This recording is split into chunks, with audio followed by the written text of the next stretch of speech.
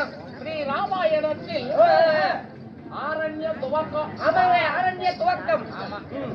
ராமர் பாதகை பட்டாபிஷேகம். ராமர் பாதகி பட்டாபிஷேகம். ஆமா. சரி, ராமரே அவர் போட்டிருக்கிறாரே நிதுபடி. ஆமாங்க. அந்த பாதகை ஆ நம்மள போல சொன்னா அந்த செருப்பு. ஆமா, அப்படிம்பாங்க.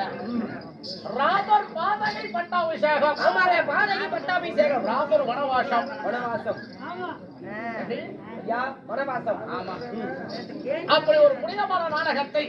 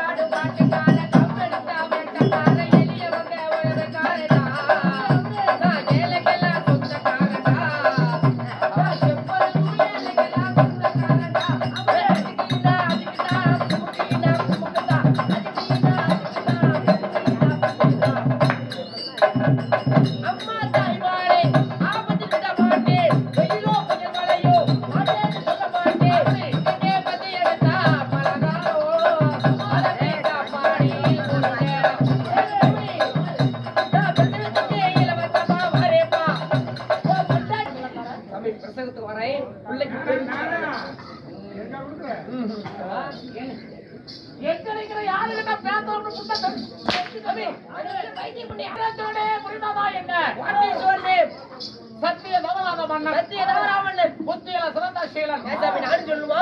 உங்க பாட்டியாலும் சேர்ந்து சொல்லணும். எங்க பாட்டி வல்ல கொண்டு நானே சொல்றேன். சொல்லு. சத்திய தாராமண்ணன், புத்தியில் சிறந்த சீலன். ஆமாங்க, என்னுடைய வீரோ வீரோ தசரத சக்கரவர்த்தி.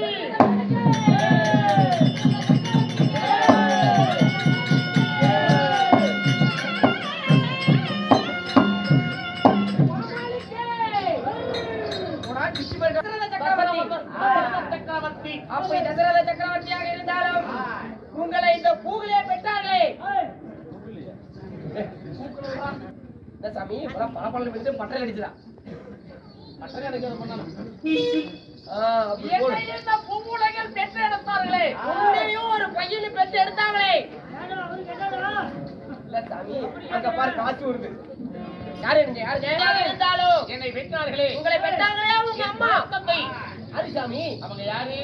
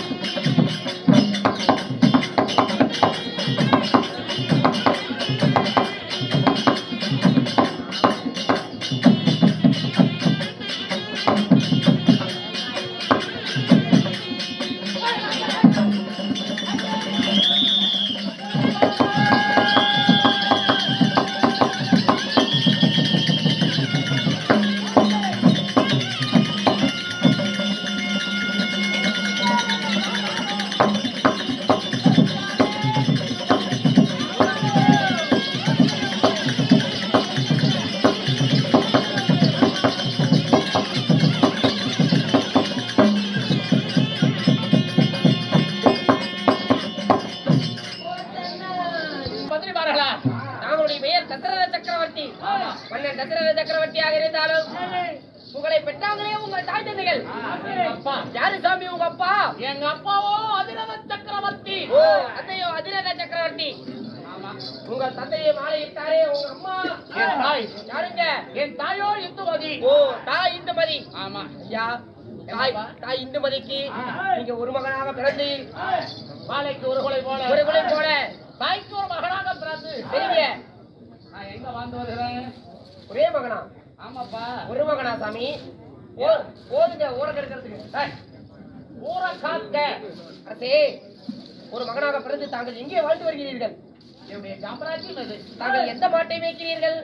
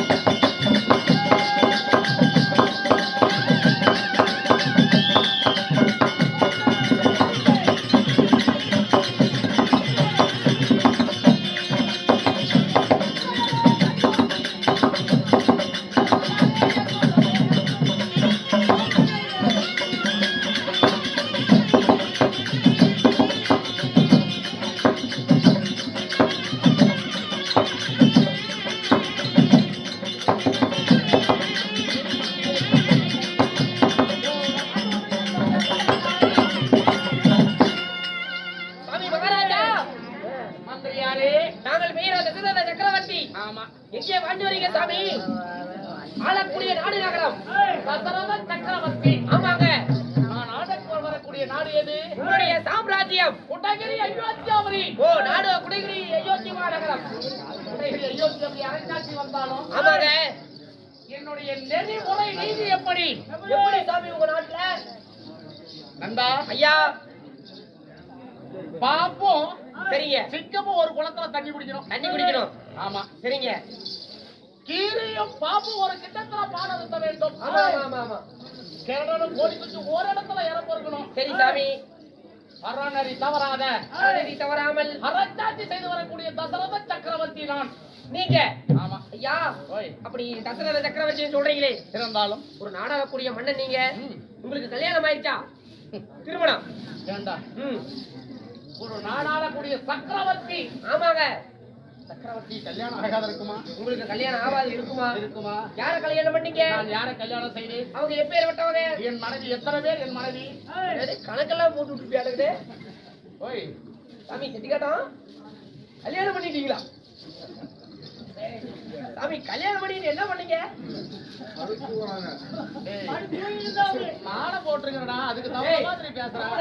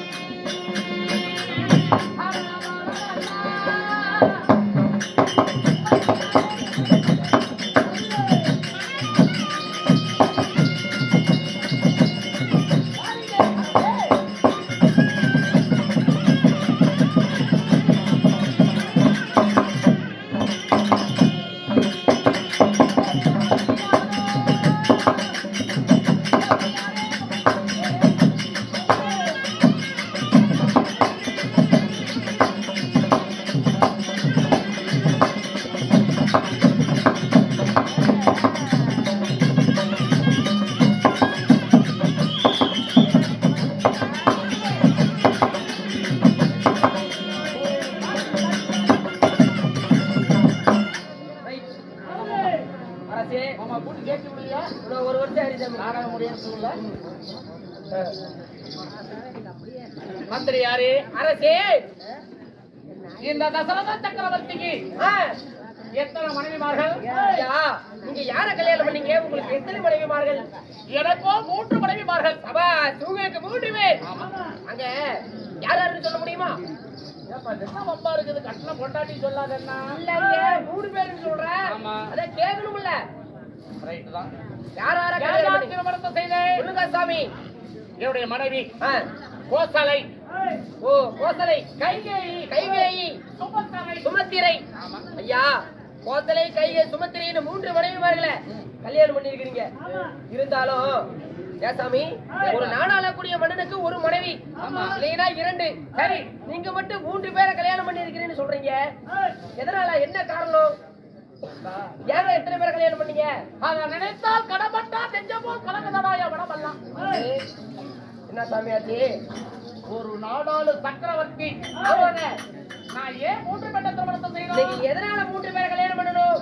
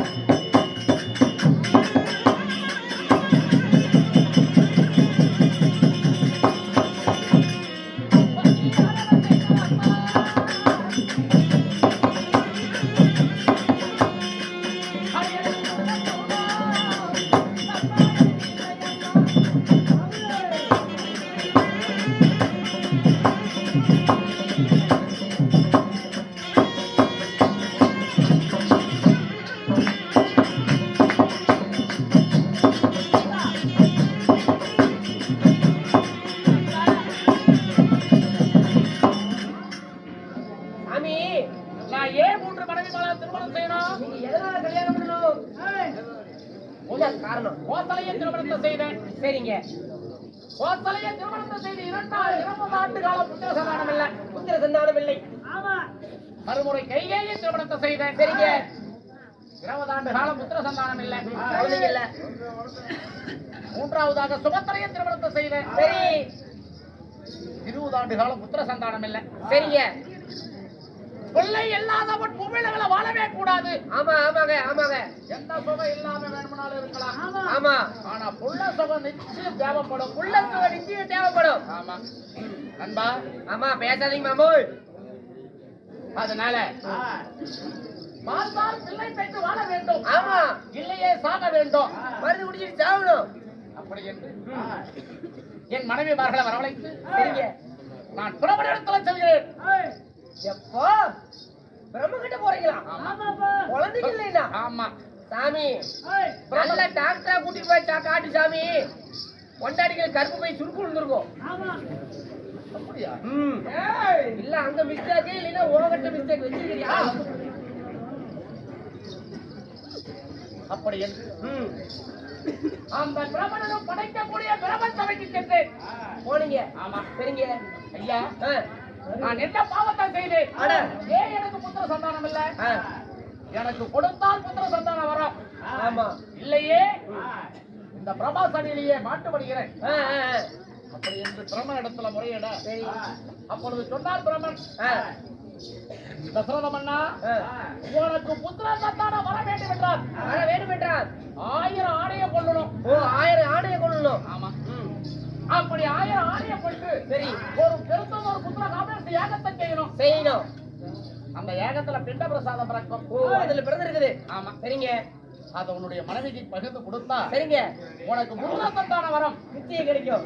அப்படி என்று பிரம்மா சபையில பிரம்மா சொன்னார். சொன்னார். பிறகு நாம பிள்ளை பெறுவதற்காக 1000 உயிரை வதம் செய்ய வேண்டியதா இருக்குது. ஆமாங்க, ஆனா பிள்ளை இல்லாதவன் பூவுலகில வாழக்கூடாது. வாழக்கூடாது. அதனால பிள்ளை பெற வேண்டும். ஆமா. அப்படி என்று உடனே கானகத்துக்கு சென்று கானகத்துக்கு சென்று யானையை வேட்டையாடினேன். யார் நீங்க? ஆமா. சரிங்க. 999 ஆணையை படித்தேன். கொண்டுட்டீங்க? ஆமா. ஒரு ஆணை கிடைக்கலையே. அப்புறம் 1000 உயிரை வதம் செய்தா தானே எனக்கு புள்ள கிடைக்கும். சரி, இந்த ஒரு ஆணை குளக்கரைக்கு ஜலமருந்த வரும் அல்லவா? இருக்கும். அப்படி என்று குளக்கரை அருகாமல ஒளிக்கூண்டு அமைத்து ஒளிக்கூண்டு அமைத்து அந்த ஒளிக்கூண்டலை அமர்ந்திருந்தேன். சரிங்க. ஆனா ஜலமருந்த வந்தா பாடபிரேகத்தை செய்யலாம். சரி. அப்படி என்று அன்பா ஐயா, அங்க என்ன நடந்தது? என்ன சபை நடந்தது? குருபுத்திரன். சரிங்க. அவங்களுடைய தாய் தந்தையர் தாய் தந்தை அணுவத்திரன் குருவத்திலேயே சரிங்க. தன்னுடைய மனைவி செய்த கொடுமையினால நாய் ஓட்டுல சோறு போட்டாலாம். நாய் சட்டியில. ஆமா. சரிங்க. அதனால நம்மளுடைய தாய் தந்தைக்கு செய்யாத கொடுமை எல்லாம் செய்தா மனைவி. அப்புறம் அப்படி என்று அவருடைய மனைவிய குருபுத்திரனுடைய மனைவியை நாயாக திட்டித்து விட்டு அணுபுத்திரன் குருபத்தினிய தாய் தந்தை இருவர்களையும் மர உரி தரித்து கானகத்துல எடுத்து போய் கொண்டிருந்தாராம். போடு வச்சு வாராய தோழி வாராயோ.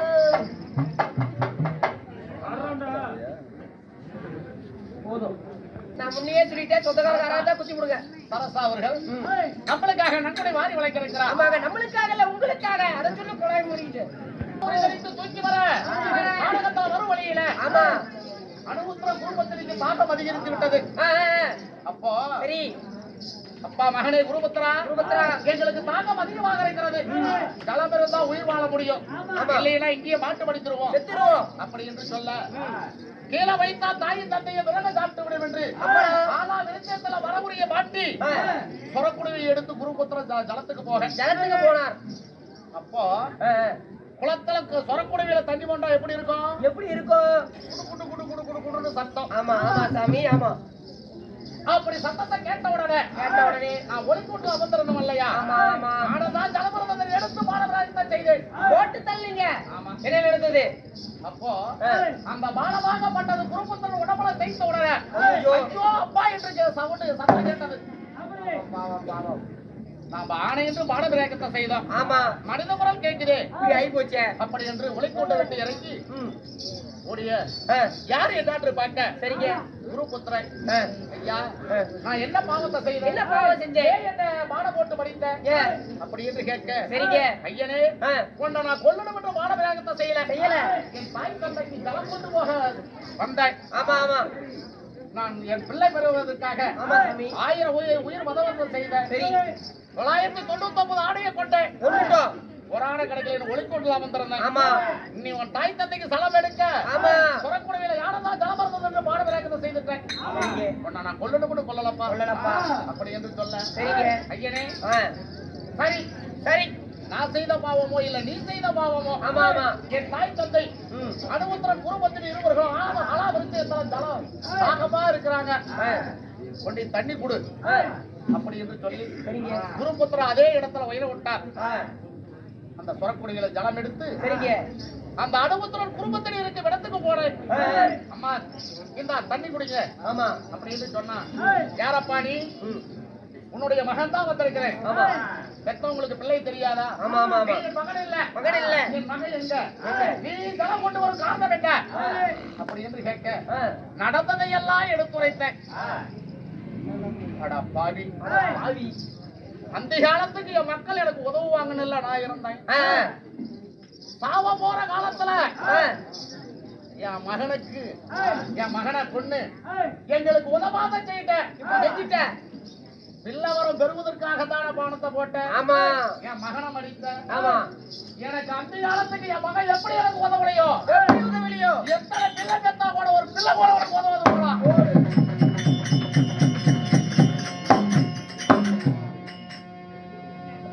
வரத்தை வாங்கி நீ எத்தனை பிள்ளை பெத்தினாலும் சரி, எத்தனை பிள்ளை பெத்தாலும் சரி, அந்த காலத்துக்கு ஒரு பிள்ளை கூட அருகில இருக்காது. ஒதுங்கிய போ. உதவாத போட்டு போன சாபத்தை கொடுத்துட்டாரு. அந்த சாபத்தை கேட்டு பிறந்ததோட புத்திர காமேசி யாகத்தை செய்து அதுல பிரசாதம் பிறந்தது. பிறந்திருக்கும் 3 மனைவிக்கு பங்கிட்டு கொடுத்தேன். எனக்கு 4 மக்கள், உங்களுக்கு 4 பிள்ளைங்க. சரி, யார் யாரு? கோசலைக்கு ராமன்,